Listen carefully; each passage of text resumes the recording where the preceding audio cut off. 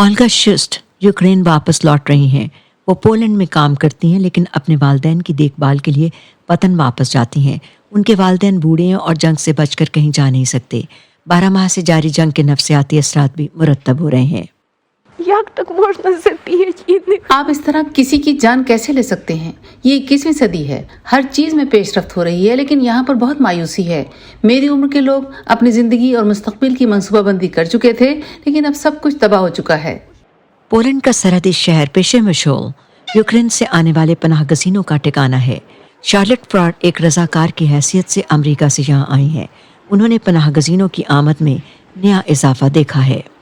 لوگ یا تو یہ سوچ کر خوفزدہ ہیں کہ آئندہ کیا ہونے والا ہے، یا گزشتہ برس ہونے والے واقعات کی سنگینی انہیں نئے سرے سے پریشان کر رہی ہے، کیونکہ انہیں سخت سردی میں بجلی، ہیٹنگ اور صاف پانی کی کمی کا سامنا رہا ہے.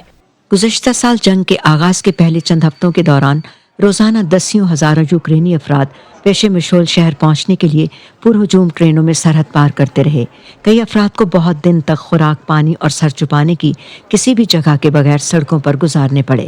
روس کے حملے کے ابتدائی دنوں میں ان پلیٹ فارمز پر جو افراتفری اور انتشار کی کیفیت تھی وہ اب ختم ہو چکی ہے، لیکن جنگ شروع ہونے کے 12 مہینے بعد بھی انسانی جانوں کے نقصان اور جدائی کی داستانیں دل دکھانے کے لیے کافی ہیں. اب یہاں دو طرفہ آمد و رفت جاری ہے. یوکرین سے نکلنے اور واپس جانے والے کئی شہری پیشمشول شہر سے گزرتے ہیں. ایسے ہی افراد میں اینا فیدرووا اور ان کے 2 بچے بھی شامل ہیں جو یوکرین کی سرحد کے قریب واقع شہر زاپورژیا لوٹ رہے ہیں. ان کے شوہر آندرے پولینڈ میں ہی قیام پذیر ہیں جہاں وہ ایک ڈرائیور کے طور پر ملازمت کرتے ہیں. اس خاندان نے 1 ہفتہ ساتھ رہ کر گزارا ہے اور اب 1 ماہ تک دوبارہ ملاقات نہیں کر سکیں گے. یہاں قریب ہی لڑائی جاری ہے، لیکن میں اپنے گھر واپس جانا چاہتی ہوں.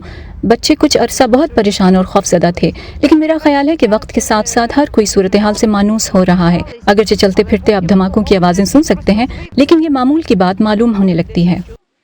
تائسیا اور ان کی بیٹی جولیانا کیف سے پولینڈ پہنچی ہیں. 1 سال سے یوکرین سے سفر کرتے یہ جنگ سے سمجھوتا کرنا سیکھ رہی ہیں. میں پہلے سے زیادہ مضبوط ہوں اور اب پہلے کی طرح ڈرا دینے والی صورتحال نہیں رہی. اب امید ہے کہ سب کچھ جلد ختم ہوگا.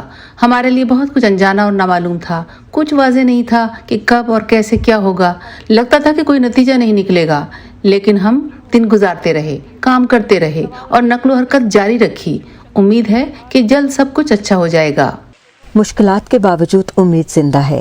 یہ خدشات کہ یوکرین روس کے سامنے شکست کھا جائے گا ختم ہو گئے ہیں اور اب ان کی جگہ ایک مستحکم عزم نے لے لی ہے.